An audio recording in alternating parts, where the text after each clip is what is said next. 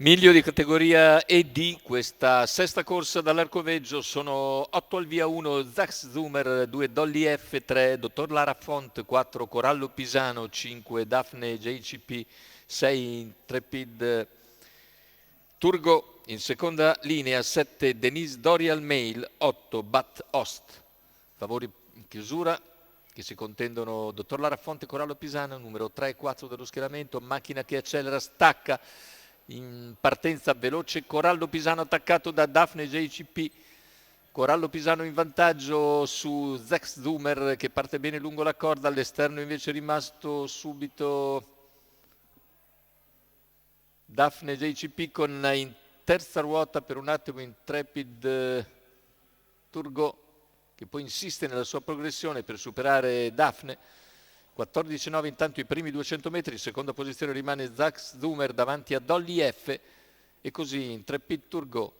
si porta a ridosso di Zax Zumer in seconda posizione. La coda per Bat Ost, intanto i primi 600 metri per Corallo Pisano in tutta la tranquillità, se ne vanno in 45,2. Corallo Pisano ha preso la testa senza particolare strappo e ora cerca di moderare sul ritmo.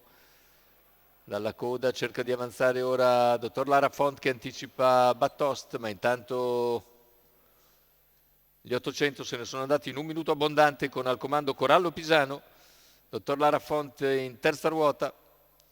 Viene via 700 dalla conclusione, si trascina Battost, chilometro in 1.15,1 a 14,9 questo parziale, arriva il Dottor Lara Font che raggiunge ora Zax Zumer in seconda posizione, la segue come un'ombra Battost ma insiste nella sua progressione Dottor Lara Font che attacca Corallo Pisano a 400 dal palo,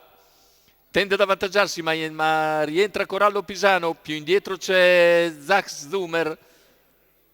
Battost per il momento non è incisivo. Riprende vantaggio intanto Corallo Pisano su Dottor Lara Font,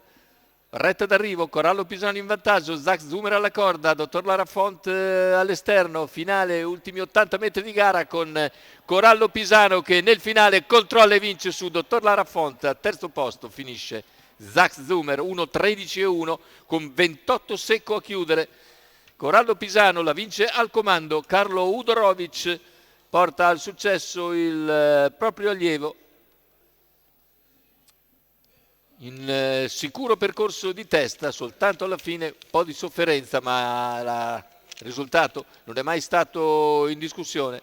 con Corallo Pisano che è rientrato bene a Dottor Lara Font che dalla coda ha corso comunque molto molto bene, venendo via